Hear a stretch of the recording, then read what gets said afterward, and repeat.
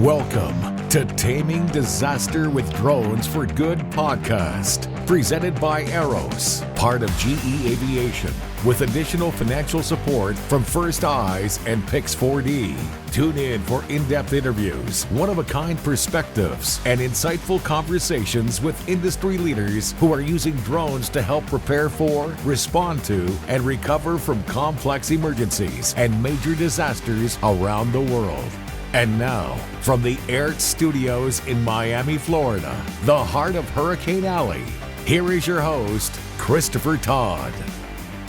Hi, welcome to another edition of Taming Disaster. We are on episode 4. It is Monday, July 13th, 2020. And I'm really excited about today's guest. We're going to go across the pond, across the Atlantic Ocean once again, and we're going to be talking with a woman who has made a tremendous impact on the use of drones over in the UK and throughout Europe and other parts of the world. She is the founder and CEO of SkyBound Rescuer, which is an organization that specializes in the use of drones for public safety. She is also the director of air operations for Lowland Rescue, which is an organization that searches for missing people with police forces throughout the United Kingdom. And it is my distinct honor to welcome Gemma Alcock. Gemma, welcome to the program. Hi, Chris. Thanks for having me. My pleasure. So, exciting times we're living in. We are here in July. We're halfway through the year. I take it you've been busy lately. What kind of projects have you been working on?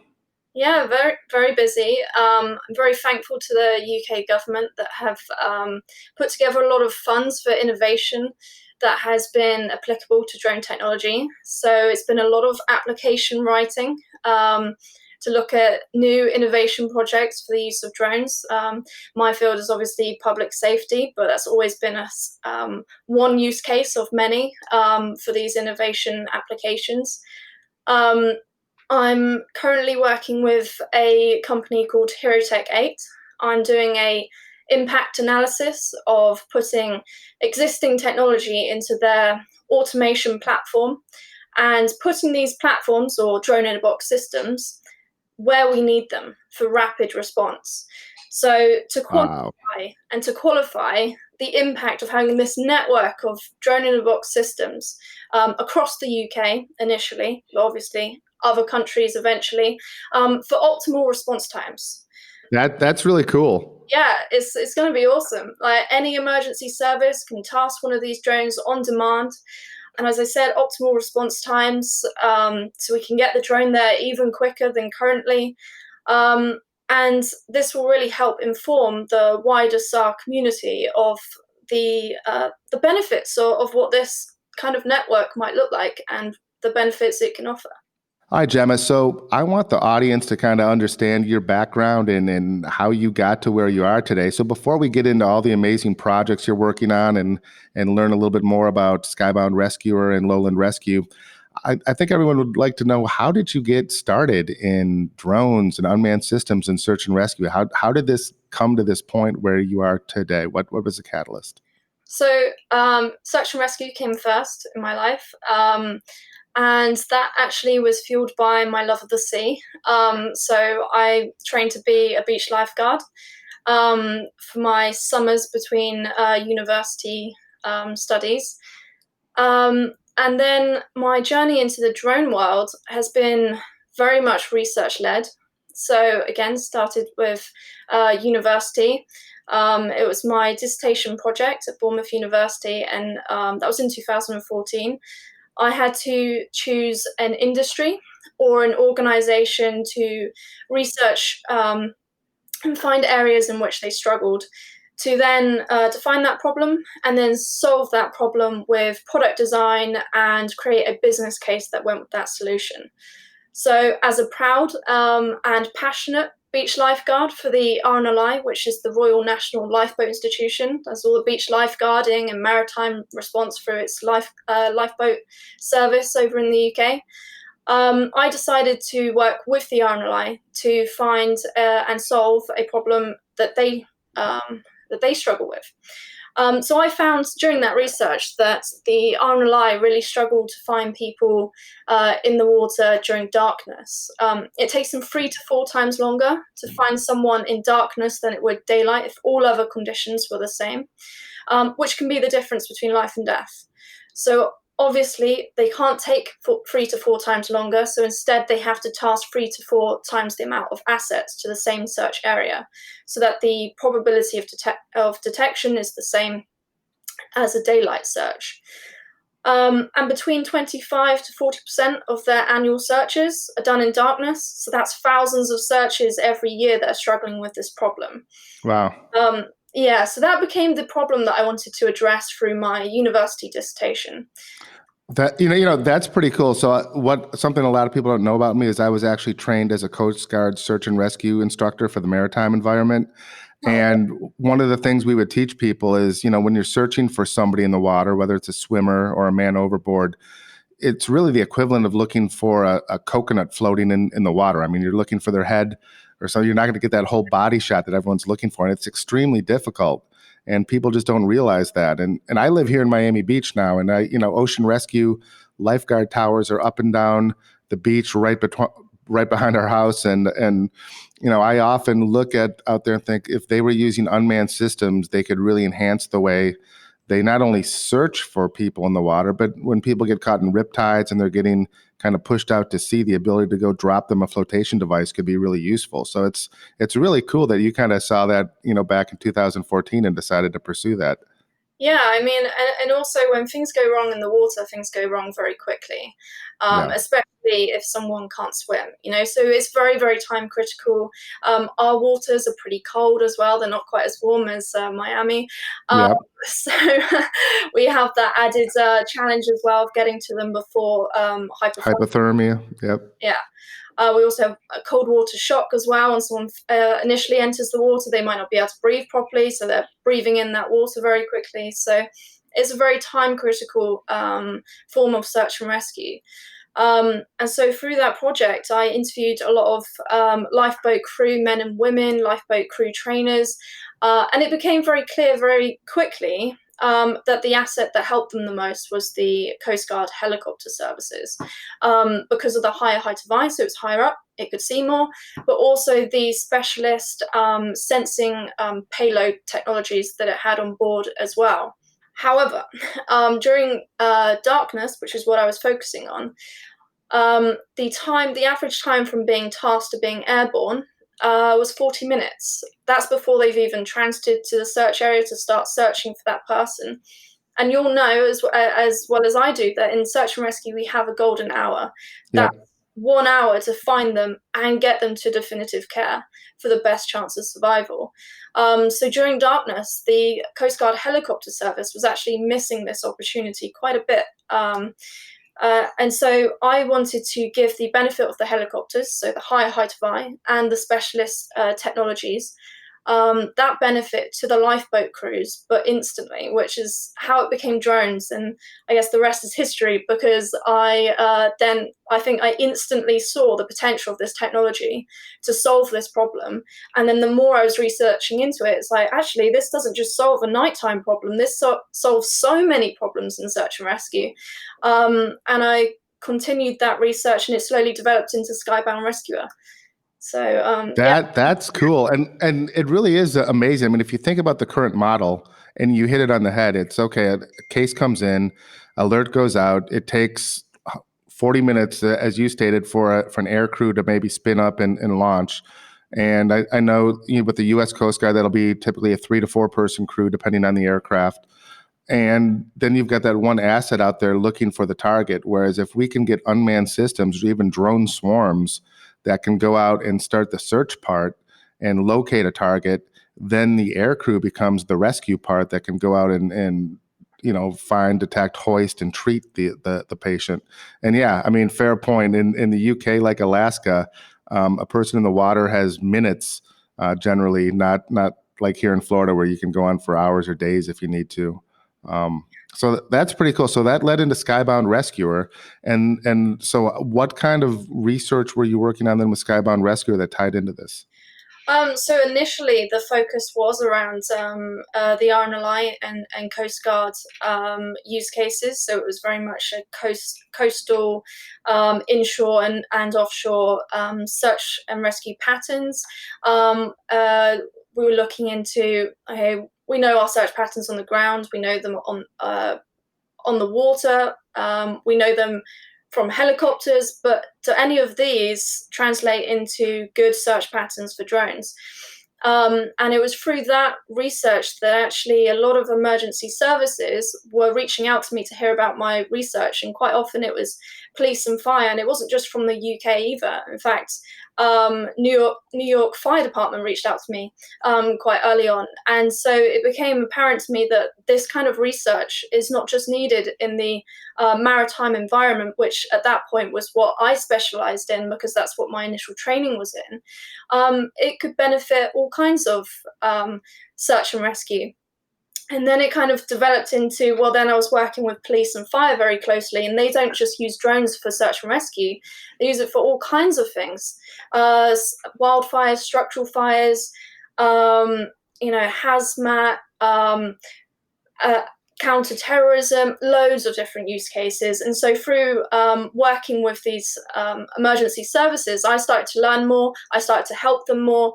And now I've worked on so many different public safety use cases, and it continues to grow as the technology improves.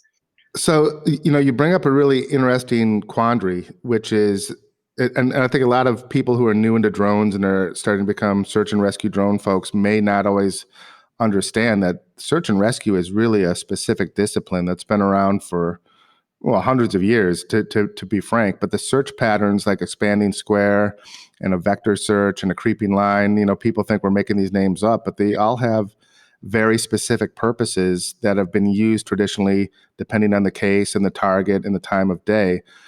But we're seeing that with drones, that maybe those patterns aren't always being used. Maybe there's new ways to go out and search for victims, which is good. I mean, if the technology can evolve the way we search for targets, that's awesome. But then that also creates a bit of a disconnect with those search and rescue professionals that have been trained in these classical search patterns and are used to using these grids and used to working in a certain way. If the drone teams come in and can't really communicate and can't speak that common terminology and conduct a search that's coordinated, there's a bit of a disconnect. So how are you seeing that, and what are you seeing as some of the pain points we need to get through those types of scenarios? So I see that challenge a lot with my voluntary work. So in my introduction that you said, I'm also the director of air operations for Lowland Rescue. And I, through that role, get a lot of drone pilots reaching out to me saying, hey, I've got all this drone equipment. I'm really qualified and experienced at flying a drone. I want to come and fly for search and rescue to help you out. And they're always quite surprised when I say, sure, but you have to do our search technician training first. And the analogy I often give there is, just because you can drive a boat doesn't mean you can drive a lifeboat, right? Because although this got transferable skills and it's seemingly similar equipment, driving the boat is actually a very small part of the skill set. So they may have great flying ability, which is transferable to using drones and search and rescue, but it has to be a structured approach. They have to understand how to plan a search based on what we're looking for. It's not always a person. Sometimes it's the vehicle that that was last seen. Sometimes it's a boat or paddleboard, whatever the environment is. It's not always a person, and that can impact what pattern we're using. They have to understand instant command structure, because without that, them turning up could be detrimental to the whole search, because they've got to understand how they fit into that picture, and so on. So that's why they have to be not only trained in flying the drone, but they also have to be equally trained in search and rescue, so that they have that crossover and knowledge. Otherwise, it could be chaos. We're having drone pilots rock up and we're like, yeah, do an expanding square search over there. And they're like, huh? What? Yeah. So yeah, they definitely have to be trained in both worlds. But I have noticed that the initial approach we took with the charity was, we'll train our search technicians to fly drones. And that's actually a very steep learning curve. and we don't necessarily have volunteers that are tech savvy or enjoy learning new technologies. It takes quite a different kind of coordination to fly a drone well. So what we're starting to see as drone pilots come to us and we say you have to do search training, that it's actually a shallower learning curve to take a drone pilot to learn the search stuff. So actually that's often the better way around to do it, but they still need to be trained in both worlds. I'm really glad to hear you say that, because I can't tell you how many chat boards and message boards I've been on, and I've seen this question numerous times. And the question is typically always something like, who offers the best drone search and rescue class that I can take to hone my skills? And you'll see a variety of answers based on personal preferences. And, the response I always leave is, don't worry so much about the drone search and rescue class, worry about the search and rescue part. If you know how to operate the drone, it just becomes another tool. But you really need to understand the search and rescue as a discipline and be able to understand what the ground teams are doing, what other air teams are doing, so you can act in a coordinated fashion. And I think that's the part a lot of people miss, is they get really excited about the technology and some of the features, and I've got a thermal camera, let me just go start scanning the mountainside and look for heat signatures. And if you're not working in a really coordinated fashion and a methodical fashion, then you might not be you might become more of a problem than a solution. What are some of the things you would suggest or that you're seeing that can be done besides taking the search and rescue course to kind of work through some of these things? I mean, I feel like in a lot of ways the incident command system doesn't have the structure needed at this point to integrate air operations from unmanned aircraft systems. Are you seeing that in the UK, or how are you guys working through that problem? Yeah, I think a key lesson I've learned, especially from running a national capability, is the need for a team typing model based on operational capability. So depending on pilot skill or the type of data that your drone can collect, whether that's thermal, visual, or is it zoom visual, or is there other payloads like speakers and spotlights and so on, all of this really impacts your operational capability. And running a national network of SAR drone pilots, like I do for Lowland Rescue, it's very difficult to know what my operational capability is across my 34 SAR teams when the only identifiers at the moment is drone team and no drone team. And so we're drafting a team typing model that will categorize drone capability and give levels to different pilot skills, different pilot abilities based on flight hours and other specific qualifications that benefit a SAR drone pilot, like search planning, thermal imaging training, etc. So that I can have a national asset register for Lowland Rescue that reflects our operational capability of the drones and of the pilots. And I think it's really important, especially when you're running a national capability, so that you can quickly identify what's the best team for which mission. It's less of a problem when you're working at a local level, because usually you know what skill you've got, what drone you've got. But without that model in place, in a major incident where an international response is needed or a national response is needed, it could become quite time consuming to find the best team for that job, and mistakes might happen. What if I send one of my drone teams because they're closest and it's during the night, and then it turns out they've only got a visual camera? And it's always important to know what capability you have within your organization as well. So it's just the identifiers of drone team and no drone team has not been enough for me to do that job properly. We're seeing that here too. In fact, 2 episodes ago, we had David Merrick, who's the director of the Air Operations Coordinator for Florida Department of Emergency Management. He's also the director for the Center of Disaster Risk Management and the Emergency Management Program at Florida State University. His team at Florida State has been working on typing both of drone teams and the aircraft. Based on some preliminary typing that was conducted through FEMA and the National Wildfire Coordinating Group. But same thing you're working on is let's figure out what the capabilities are, who's certified to what standards, so we can really start identifying where the resources are, where the capabilities are, so we can start conducting these operations in a coordinated fashion. So I think it's brilliant that you guys are both on the same page. It seems, kind of pursuing the same methodology and let's get this taken care of.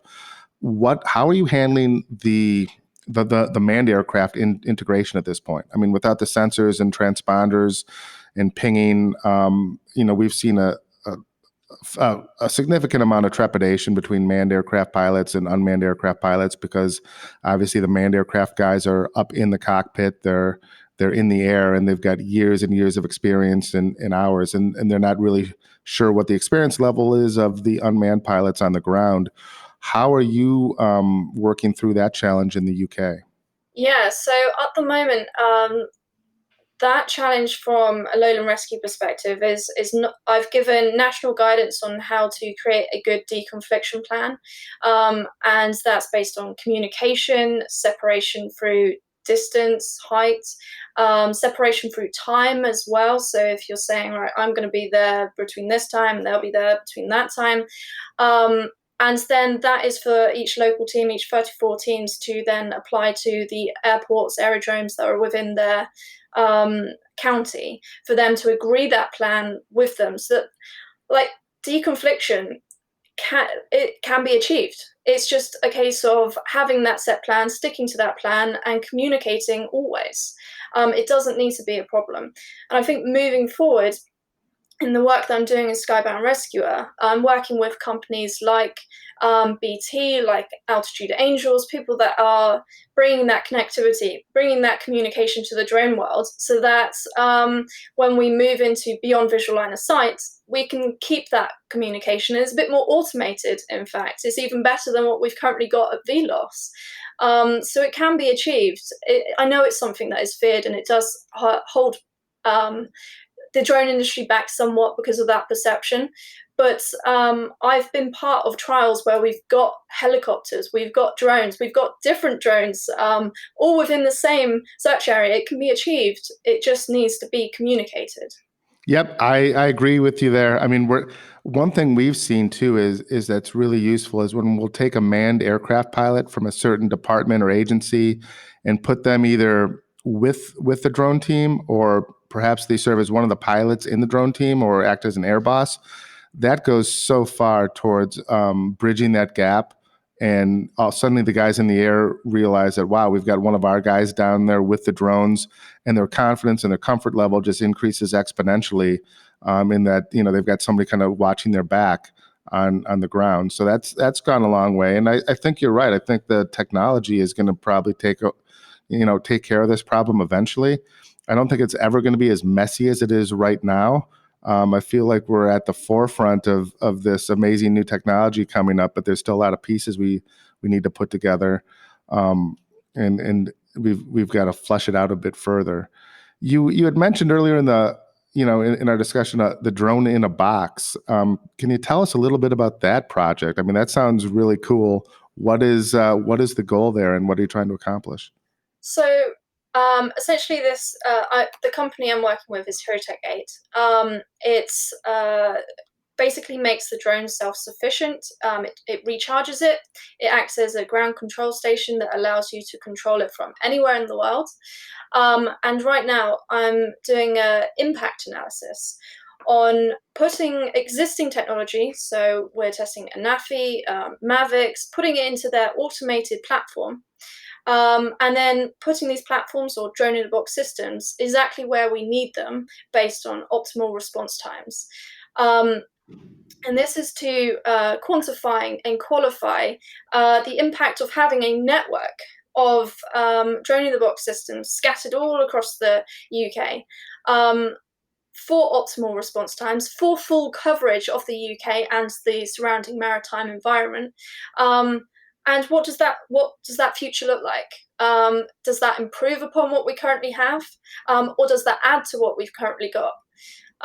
So yeah, it's a really exciting project that will have a really good comparison of. Initially, we're going to compare if we had to scatter these boxes based on visual line of sight restrictions. So there's going to need to be loads versus beyond visual line of sight, and that will be based on battery duration, wind speeds, and so on. And then we're in a position to kind of compare that to helicopter response times, ground response times, boat teams response times, and see if we're improving on anything there. So if I'm understanding it, the concept there is an emergency call comes in, you would launch the aircraft, which would go to the designated location to start gathering visual intelligence as far as what's going on, or perhaps conducting a search. Is that fair? Yeah, so it will be an on-demand drone response network. Okay. So you don't even need to select which drone. It would be automatically selected based on the location of the incident, which one can get there quickest.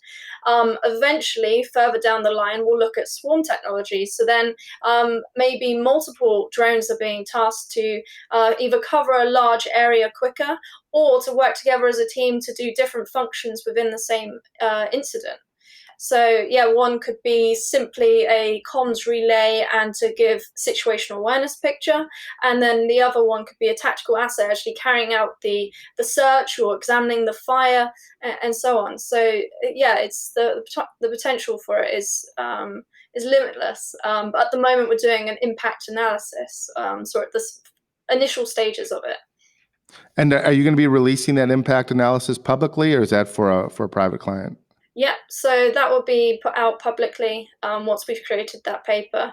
So yeah, that'll be really exciting. And obviously we'll be presenting it internally as well to Coast Guard, police, fire, anyone who will listen. But the paper, which will be put online publicly for people to read.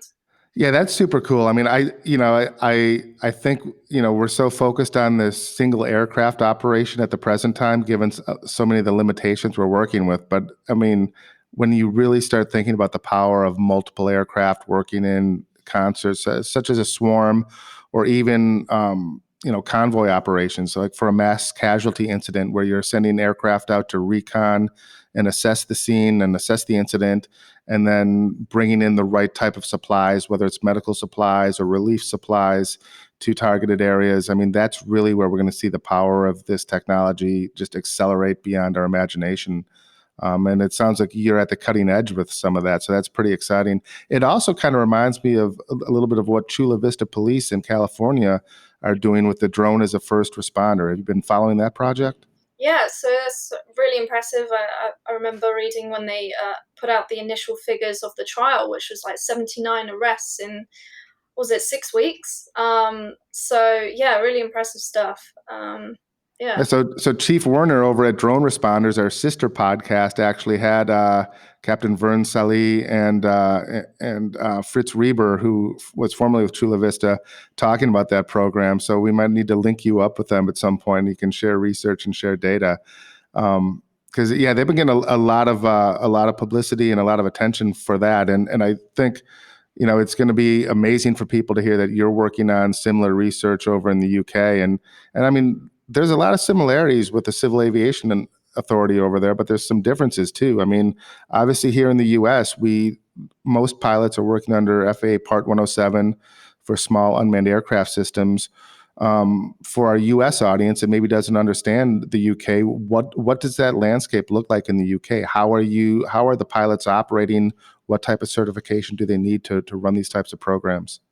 So at the moment, if you're flying for any valuable considerations, that's not just for money. That could be footage that you're then using for online PR. And you then have to do a permission for commercial operation if you fall into that bracket, which is done through a National Qualified Entity, or NQE, which is a CAA accredited drone school. And this is the standard that emergency services have adopted as well. So they've gone down that same training route.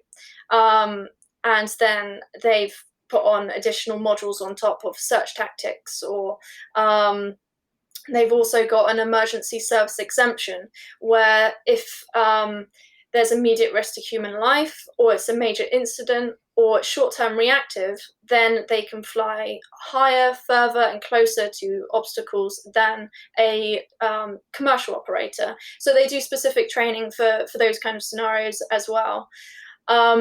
But it's a good question because things will look quite differently come December because we'll be adopting the European air laws, which is a totally different ballgame. At the moment, we compare risk, which was always been a flawed system of we compare risk of are you doing it for valuable consideration or not, and flying for payment has nothing to do with risk of the flight. So this new European air law is operations centric. And it's performance based as well. So it's based on what do you want to do with the drone, where do you want to do that with the drone, and it compares risk based on that metric. And then there's different categories of pilots based on the risk level. So I think it's actually going to be a huge step forward. Because there's lots of different categories, it is actually a lot more to learn. So obviously it comes with its own challenges, but I do think it's a better way of looking at risk and analysing risk and training people to manage that risk rather than are you being paid or not. Yeah, that's extremely interesting. And I think in the US, we've obviously been indoctrinated to subscribe to whether it's a commercial operation or not. And I'm not sure that there's been much thought given to assessing the operation on type of risk rather than commercial. I mean, maybe it's been going on at the FAA and we haven't heard about it, but that's going to be really interesting to watch. And is that's coming out when at the end of starting next year, or what is the start date for that? So another good question, because it was initially supposed to be enforced from June, and then it was moved back to November, and now it's been moved back to December, all because of COVID. Okay. So we assume it is now going to be enforced in December, unless for COVID reasons or other reasons it gets pushed back again. But at the moment, it's stated that it's going to be enforced by the 1st of December. And that'll give reciprocation for all licensed unmanned aircraft pilots or drone pilots throughout the EU and the UK. Is that what the design is?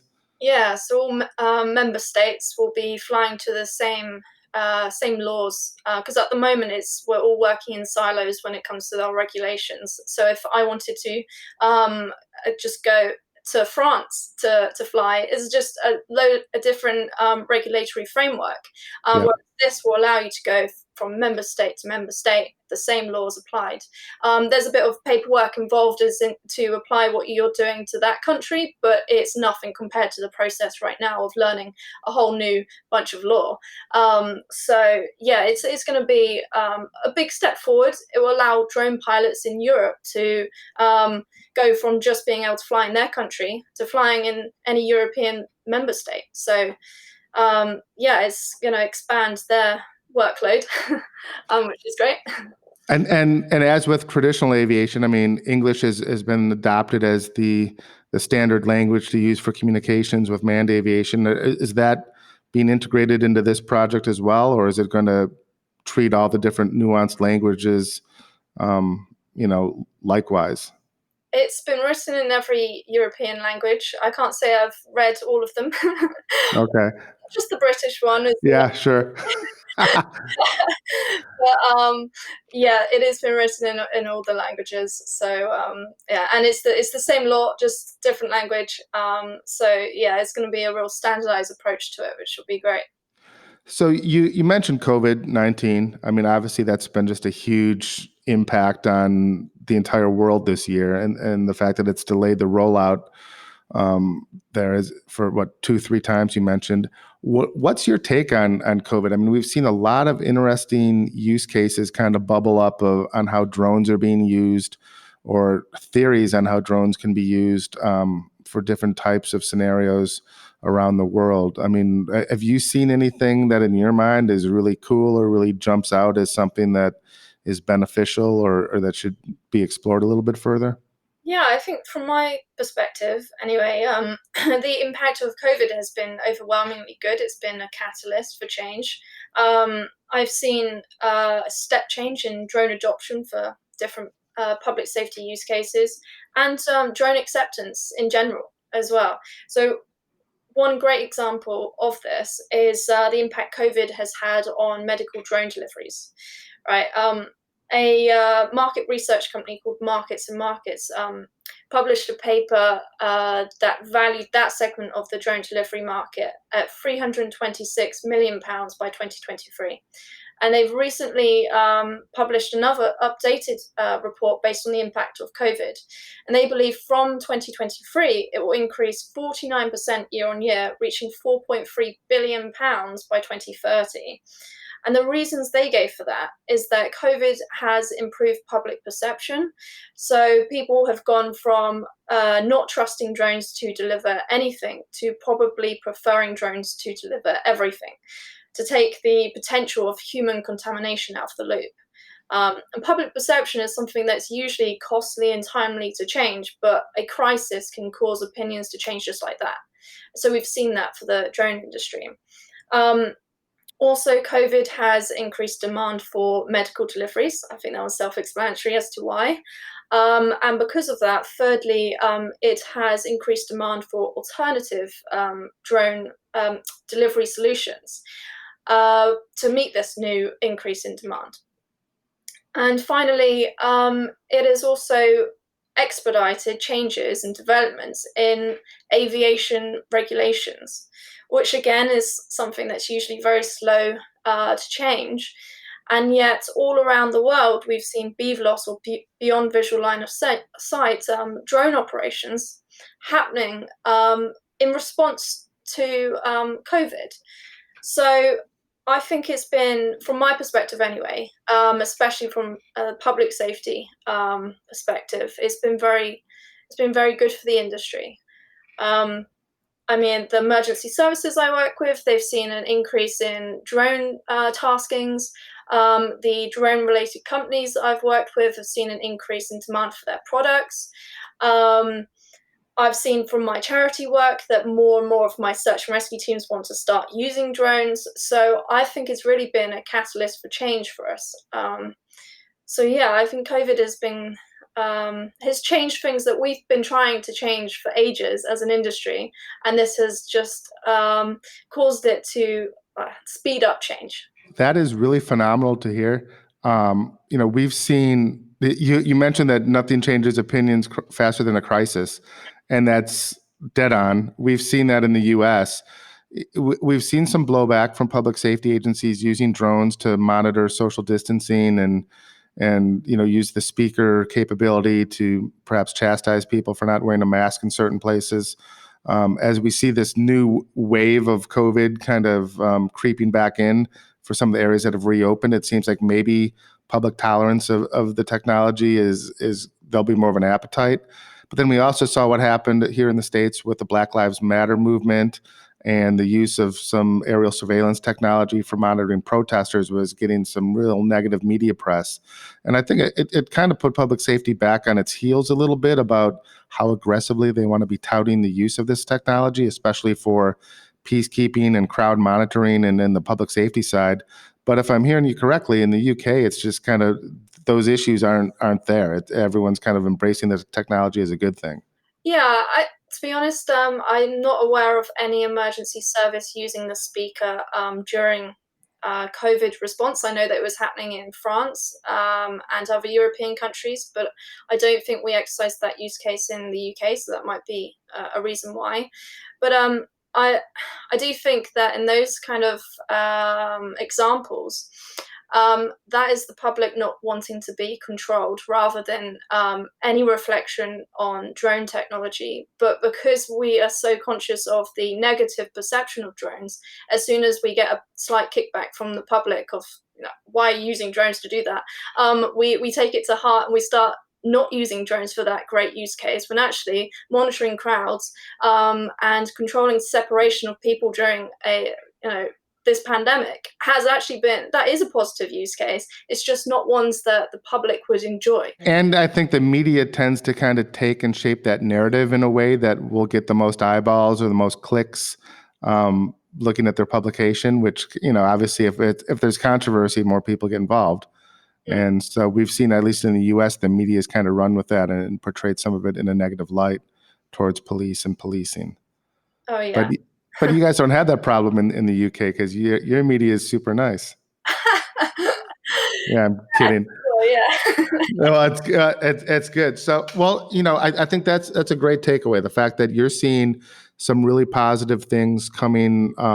If you can say there's anything positive about COVID-19, which is very tough. Obviously, it's a horrible situation that the world's dealing with. But the fact that it is showcasing how some of this technology can be used in better ways and perhaps expediting delivery of the use of the technology through civil aviation authorities is a positive checkbox. So that's something we'll certainly need to keep in mind. How is that going to impact some of the direction you're taking with SkyBound Rescuer? Is that the research projects you're pursuing, are they related to COVID and delivery, or you're going to stay in that search and rescue lane?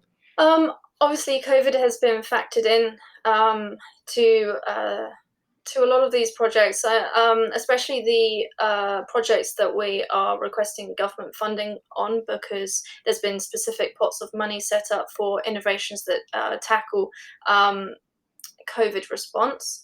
And as I said earlier, the biggest one of that is medical drone deliveries. That has been something that I guess I was very much aware it was going on, and it was something that companies were focusing on as a future use case for drones. But it's very much come into my radar through this COVID era. I've been working with companies that are looking into that. DroneStream, Skyports, these great companies that have been pushing that forward for quite some time, and now they've had the opportunity to put that theory into practice and have actually had some real life impact. Skyports, for example, were delivering PPE in Scotland, off mainland Scotland, to a small island that they couldn't actually reach through usual methods to deliver that PPE. And Skyports has been trying to do medical deliveries, drone deliveries in general, and this has really sped up that development with them. And now these are companies that I'm starting to work with.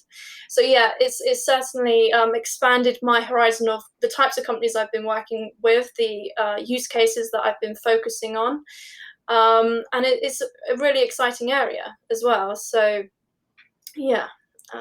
Right on. Well, that sounds pretty amazing. And if people want to learn more about SkyBound Rescuer and the projects you're working on, where can they go? Where can they find you online?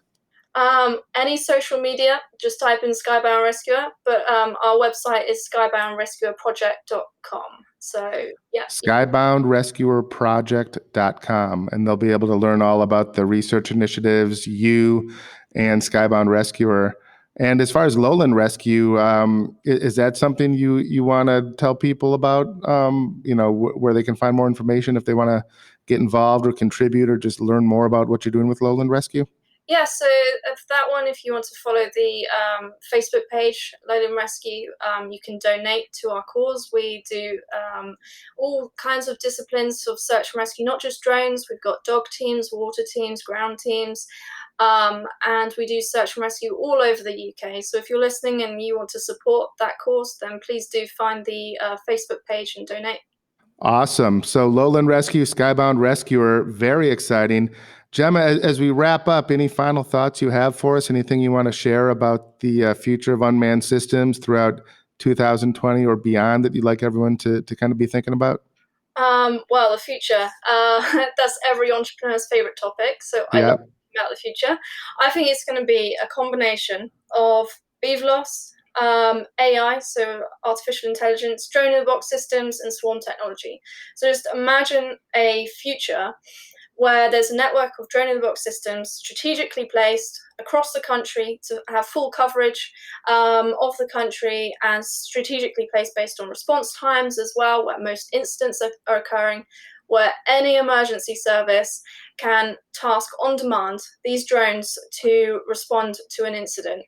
And the best drone or selection of drones are automatically dispatched, and they're there within minutes. They're working together as a team to cover large areas for really quick, rapid, and effective response.